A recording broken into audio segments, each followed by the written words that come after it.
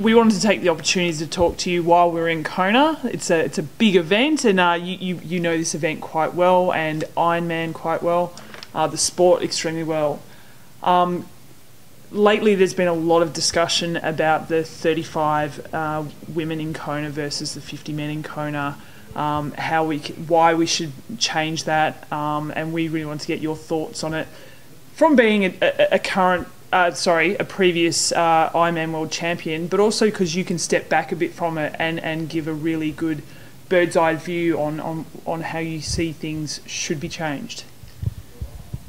Yeah, there's been many changes over, even over the course of the last 5 years in the way in which Ironman events are operated and run.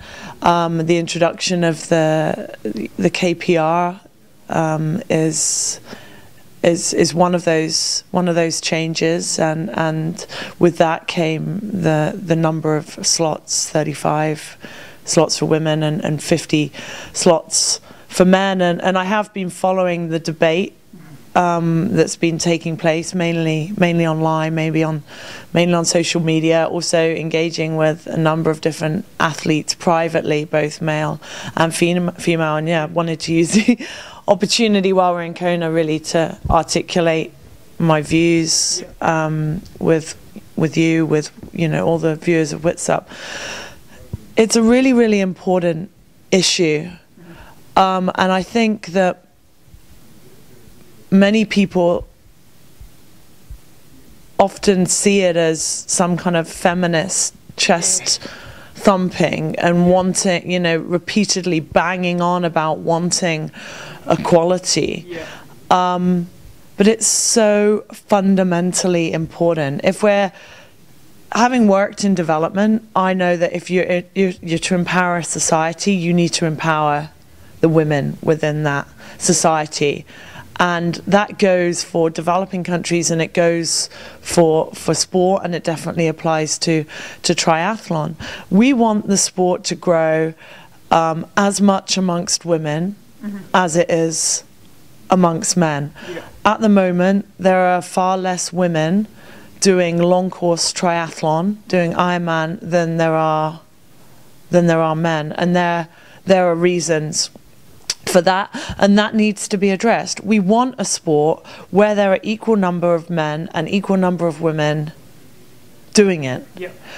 What we want is for there to be equal opportunities for women, or the same opportunities for women as there are for men. And the word opportunity is really important. Having worked with others to call for a women's race at the Tour de France, it was all about equality of opportunity. Women having the same opportunities to race as their male counterparts. And that's what's really, really important here, and isn't reflected in the disparity in the number of slots that exist for male and female professional athletes. The argument is that the disparity exists because of the difference in the number of female pros vis-a-vis male pros. So basically there's a deeper male pool than there is a female pool. But to me, that's an erroneous argument. For many reasons. The first reason is that I think that there are less women, less women participating in long course triathlon precisely because there are less slots. So it's a self-fulfilling prophecy. When you have less slots, you cannot hope to create the strength and depth that then validates having an equal number of slots, if that makes sense. There's a ceiling on it. Absolutely.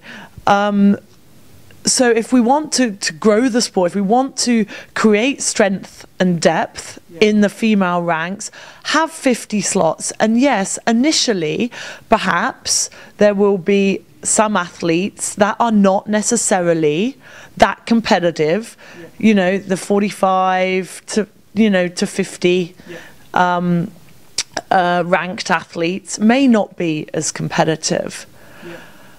But it's not a short-term solution. This is a long-term gain. And we need to take the long-term perspective. And in giving women equal opportunity to race, you give those women, all women, the opportunity to qualify for the World Championships, and a greater opportunity to qualify for the World Championships, and then create a situation whereby you can create the strength and depth that we all want to see. But if we continue to only have 35 slots, with 10 slots taken up by those that did really well at Kona the year before, essentially you've got 25 slots available. You're not then going to create the strength and depth that we all want to see. Secondly, I think as a corporation, which Ironman is, WTC is a corporation, like any corporation, they should adhere to policies regarding equality. And ensure that they offer opportunities for all, and that includes policies with regards to gender equality. So I just think that there's a moral and ethical imperative here to ensure that they do what they can to offer equal opportunities to men as they do for women, as any corporation would do. I also think, again, as a corporation, there's a commercial imperative. There's a commercial imperative to them in growing the sport. Ironman have said, Andrew Messick, the CEO, has said that one of his intentions is to increase the number of female participants. The way in which to do that is to enable those female participants to have the opportunity to race.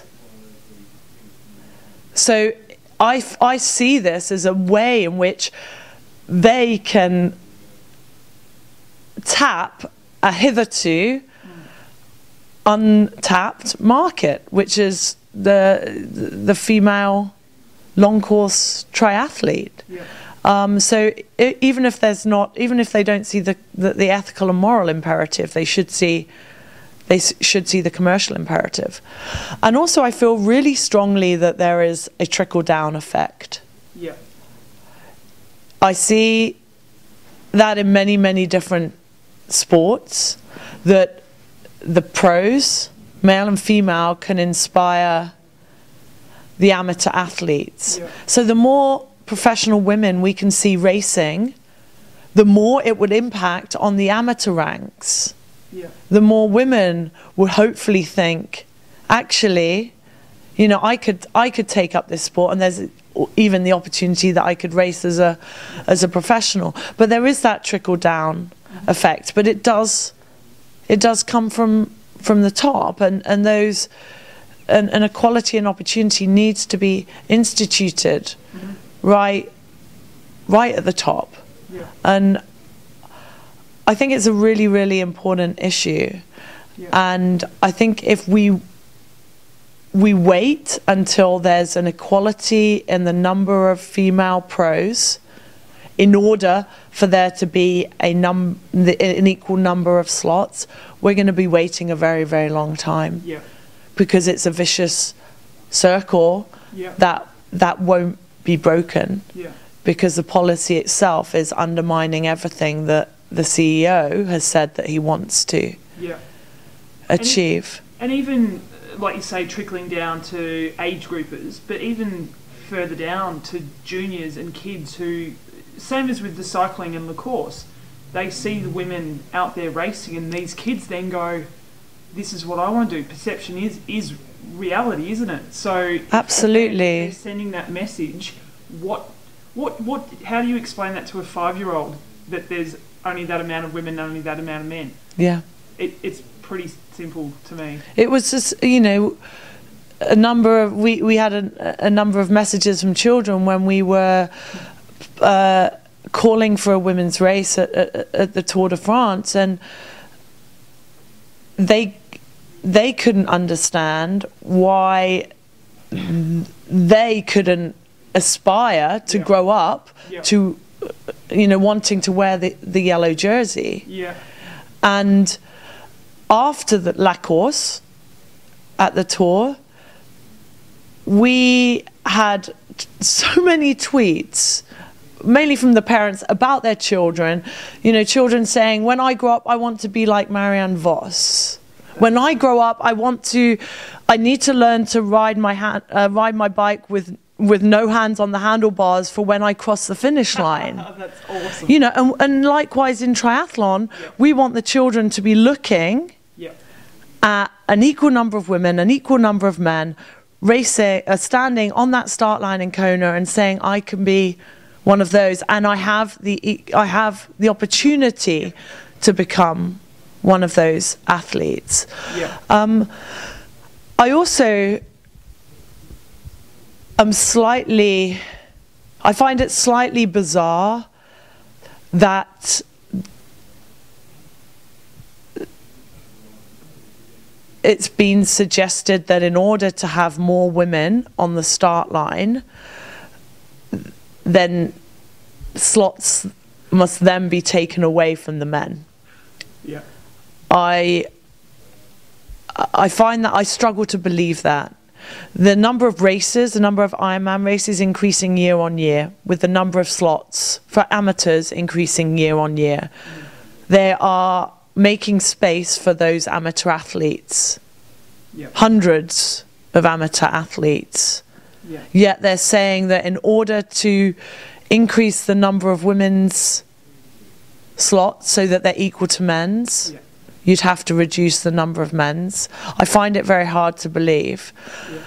This race is the World Championships. It's where the best in the world come. And I understand that historically the founders wanted there to be lots.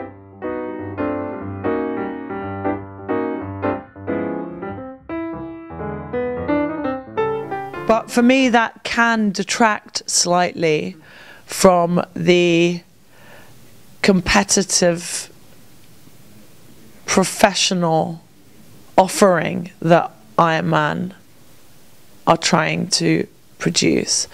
And if the argument from Andrew Messick about why they are not giving equal number of slots to men and women is because there's not enough competitive women, why are those slots that could be given to those women given to celebrity chefs or friends of sponsors who most certainly are not competitive? And I find that really, really hard to believe, and I think it's an erroneous argument, and I don't think it holds any water. I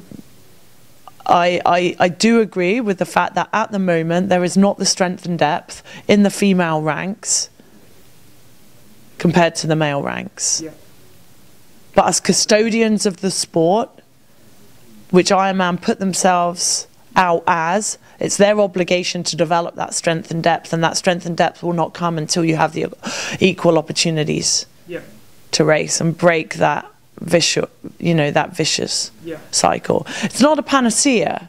It's not the only thing that needs to change, but it's one very important issue. And I think one that needs to be addressed. I think it's one that needs to be debated. I think it needs to be debated and discussed in the right fora, not necessarily over social media. But there needs to be an avenue for representatives, perhaps regional representatives, to meet with Ironman and actually discuss this and debate it in a really constructive, a really constructive manner, so that it benefits all. And I think it's a win-win situation. It's not that the men have to lose out. Yeah.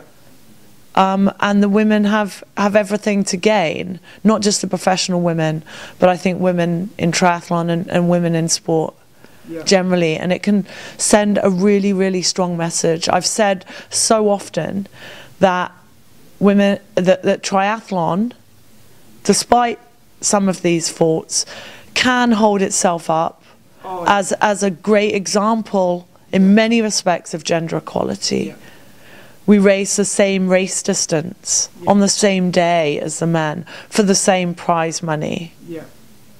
That's really important, and not every sport can say that that's the case. So I think in many respects the sport is a great example of egalitarianism, but so much more can also be done, and we can't rest on our laurels. And I think discussing this, debating it, and hopefully pushing for change in this flawed policy would be another huge step forward.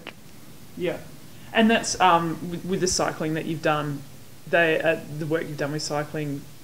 I believe that they look at the triathlon model closely to see if they can marry up to that in time, but recognise that it takes time to change. I have first-hand experience of that, having spoken to race organisers, not only ASO organisers of the Tour de France, but other race organisers, even the UCI. Yeah. Look to triathlon. Yeah. For best practice. Yeah. In many respects. So I do think that other sports look to us, and I think changing this flawed policy would be a huge step. It would prove that we're absolutely leaders. For sure. Leaders, progressive, and most importantly, offering equality of opportunity to all, which is really what sport should be about.